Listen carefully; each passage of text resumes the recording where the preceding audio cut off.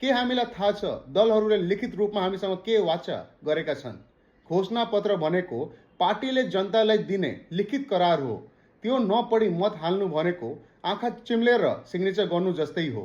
त्यसैले आज हामी तीन ठुला दल नेपाली काङ्ग्रेस, राष्ट्रिय स्वतन्त्र पार्टी र नेकपा एमालेको घोषणापत्र के भन्ने छ र रियालिटी के हो भन्ने कुरा गर्छु। नेकपा एमाले नारा समृद्ध नेपाल सुखी नेपाली। एमालेको घोषणापत्र संख्यामा भरिएको छ मुख्य वाचाहरू तत्काल गर्ने काम।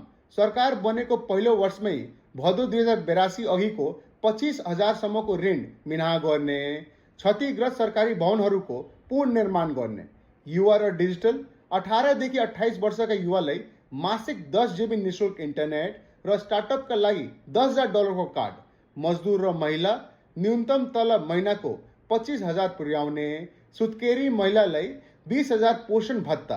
आर्थिक लक्ष्य 5 वर्षमा अर्थतन्त्रको आकार 100 खर्ब पुर्याउने, उद्योगको योगदान जीडीपीमा 20% पुर्याउने। अब रियालिटी चेक हेरौँ। 100 खर्बको अर्थतन्त्र बनाउन अहिलेको वृद्धि दरले पुग्दैन। यति धेरै वितरणमुखी कार्यक्रम, निशुल्क इन्टरनेट, भत्ता, ऋण मिनाका लागि बजेट कहाँबाट आउँछ भन्ने प्रश्नको जवाब घोषणापत्रमा स्पष्ट छैन। यो चुनौतीपूर्ण देखिन्छ।